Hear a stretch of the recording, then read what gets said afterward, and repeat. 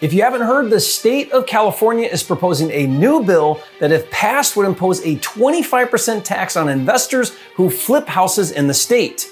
And as ridiculous and insane as that sounds, this isn't the first time California has deliberately intervened with the private sector when it comes to residential real estate.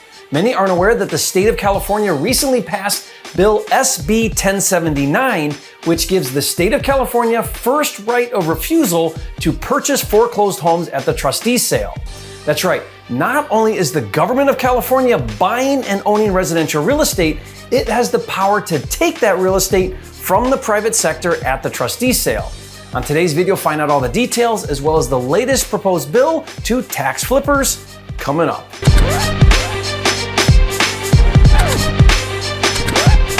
This video is brought to you by Flipster, the nation's #1 real estate software, with tools for finding, funding, and flipping houses. Check it out now at getflipster.com.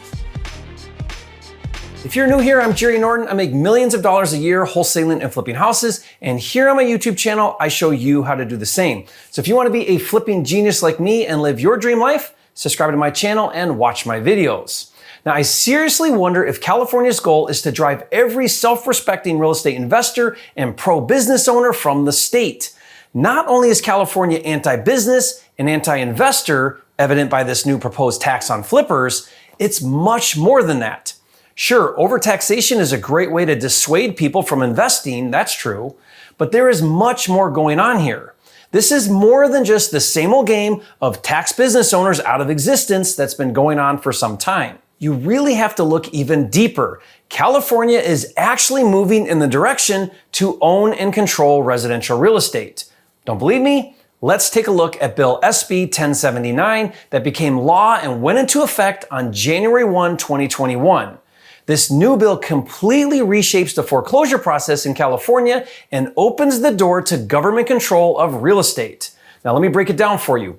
Prior to this law, when a lender foreclosed on a property for non-payment, the property was publicly auctioned for sale to the private sector, and the highest bidder was awarded the property and given marketable title. Not anymore in California. Bill SB 1079 now provides a right of first refusal after a foreclosure sale where a, quote, eligible buyer has 45 days to purchase any residential property for any reason that's sold at the trustee sale for any amount greater than the final price.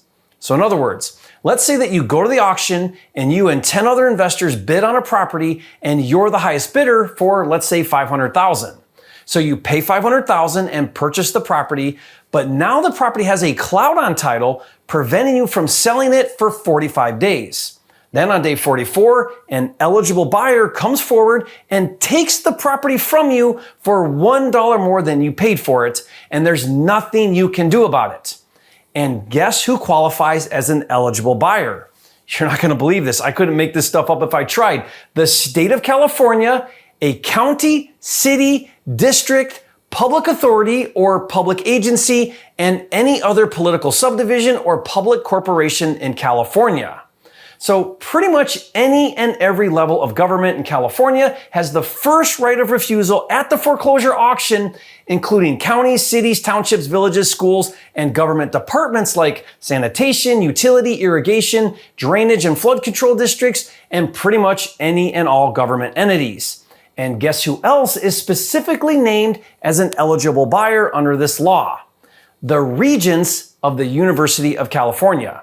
If you don't know, the Regents are 26 board members appointed by the governor, and they control the university's endowments. So the Regents of the University of California are buying real estate. Now, why does the Regents of University of California ring a bell?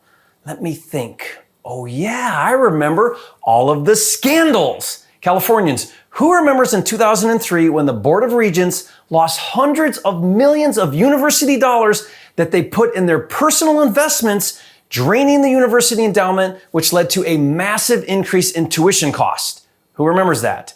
So if you're in California, never mind the fact that what the hell is the government buying and owning residential real estate in the first place, let alone using your tax dollars to do it, but the fact that they can legally take it right out from under you, the private investor, should have you very concerned. And remember, This law applies to all 1 to 4 unit family dwellings, including investment and rental properties. You know, I'm just thinking out loud here. Maybe the powers at play over there in government positions would prefer if you, the private investor, wouldn't show up at the foreclosure auction at all. I mean, after this bill passed, I wouldn't waste my time to research a property, go to the auction, bid and win a property, pay for it with my funding, just to have the local government come in and take it from me.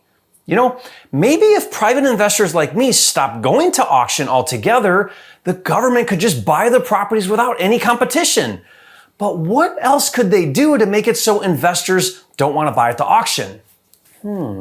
I got it. On top of the first right of refusal, why not also institute steep fines if someone buys a vacant property at the auction and then doesn't properly maintain that vacant property? And that's exactly what happened. You ready for this? As part of SB 1079, which did I mention is law right now? Oh, I did? Okay. The law states that failure to maintain a vacant property purchased at the trustee sale is subject to massive fines. Now you may be wondering what exactly is required to maintain a vacant property. Well, I'll tell you, it includes failure to care for the exterior of the property, including but not limited to permitting excessive foliage growth that diminishes the value of the surrounding properties. Now, it also includes failing to take action to prevent trespassers or squatters from remaining on the property. And this is my favorite. Failing to take action to prevent mosquitoes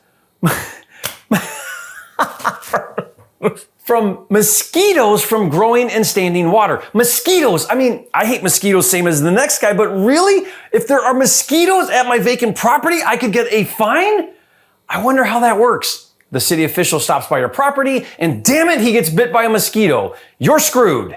And those mosquito bites are not cheap. This law says that a city or county may charge a fine for each day that an owner fails to maintain the property of up to $2,000 per day for the first 30 days. And if you don't get rid of those pesky mosquitoes after 30 days, it's a $5,000 per day fine for each day afterwards. And it's worth noting that in addition to mosquitoes and the other reasons for failure to maintain a vacant property purchased at the trustee sale, the law also has a catch-all phrase to include any other conditions that create a public nuisance. In other words, the regime of California, commonly known as your local government, has free reign to fine you for whatever creative ways they can think of. So you know what, Newsom? Well done, you got me. There are easier ways to invest in real estate in California than buying vacant foreclosures at the trustee sale. You can have the foreclosures, Comrade Newsom. Not a big deal. I really don't want to buy properties that you can take from me, and I for sure don't want to pay $5,000 per mosquito bite. I mean, I don't know how you're going to come up with the money to buy all the foreclosures because you're broke, but I'm sure you'll come up with another insanely ridiculous tax to raise money. Maybe tax house flippers or something. I don't know. Who knows?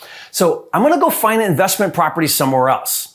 At least I can still buy distressed properties directly from sellers or on market with real estate agents that I can flip for profit. Oh crap. You don't want me doing that either? Introducing California Assembly Bill 1771 that, if passed into law, would institute a 25% tax on profits earned from buying and selling a house within a 3-year period. Not 1 year, not 2 years, but 3 years. 3 years is a long time. What a great way to raise money to buy foreclosures and get rid of investors all at the same time. Genius. Of course, let's be covert about it. Let's tell everyone that the reason behind this huge tax is to prevent all those greedy investors from buying houses so that homeowners have a better chance to buy houses. This is a tax on those greedy flippers who are gobbling up all the houses so homeowners can't buy them. I mean, let's be real. Most Californians are stupid enough to believe that. This should work brilliantly. I mean, between you and me, it doesn't take a genius to instantly see some major flaws in this proposed bill. First of all, this is not a tax on flippers. This is a tax on anyone who buys and sells real estate within 3 years. And believe it or not everyone who buys a house and then sells it within 3 years is an investor. For example, let's say that you're not an evil, greedy, money-hungry business person who wants to make money in real estate at the expense of poor, disadvantaged homeowners, and instead You're just a good, caring, sheeple citizen who believes everything you see and hear from the media, and you do exactly what you're supposed to, and you punch in and out of a menial job every day with no intention whatsoever of improving your life or financial situation.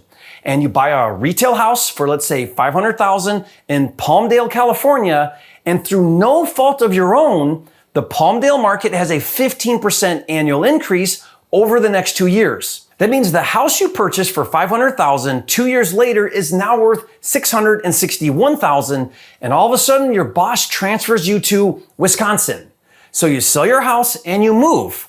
Well, since it's not been more than 3 years, by law, you have to pay a $40,000 tax on your equity to the good state of California so they can mismanage that money however they see fit. Jerry, let's be real. There are always casualties of war. It's a small price to pay that some civilians get hurt in the process. As long as we make those selfish investors pay for making money and use those funds to buy more government-owned properties at the foreclosure auction, then it will all be worth it. And if this law passes and it pushes investors to leave, that's icing on the cake. Who knows how California will pay for everything once all the producers are gone, but they can worry about that later. By the way, I'm really struggling to see how investors are stealing inventory from homeowners.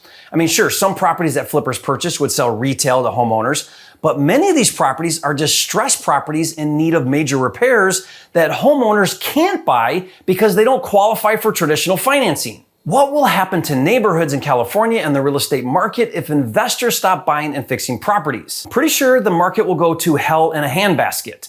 Now, here's my personal opinion about residential real estate investing in California. Even if this new proposed tax on buying and selling houses doesn't pass, based on the state's overall anti-business, anti-investor policies and the fact that the government of California is now in the game of residential real estate, it is only a matter of time before California passes other similar laws until California becomes a complete welfare state. So if you live in California and do real estate, I recommend the following. Get the hell out of that godforsaken state as fast as you can. And if you want to live there for some odd reason, at least learn how to invest in real estate remotely in another, more investor-friendly state. Now, I've been flipping houses virtually for a long time. That means I never actually see the properties in person, and I can show you how to do the same. I put together a free guide to show you A to Z how to get your first virtual deal in the next 30 days. To get that for free, just go to virtualflipperkit.com.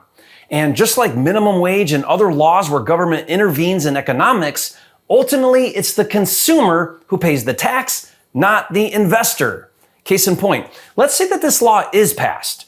While many investors will leave and go somewhere better, the ones that stay and continue to flip houses will simply buy at even steeper discounts in order to offset the huge tax liability, thus passing the tax to the consumer, the very person the government lied about trying to help in the first place. And finally, if you're looking for a remote market to flip houses, I recently did a video about the top 10 hottest, most affordable markets in the US. Now, in these 10 markets, homes sell for less than $200,000, which is the last frontier in real estate. Watch that video now, and if you haven't yet, be sure to subscribe to my channel with hundreds of detailed videos specifically about wholesaling and flipping. This is the #1 channel on YouTube for all things flipping, and I'll see you on the next video.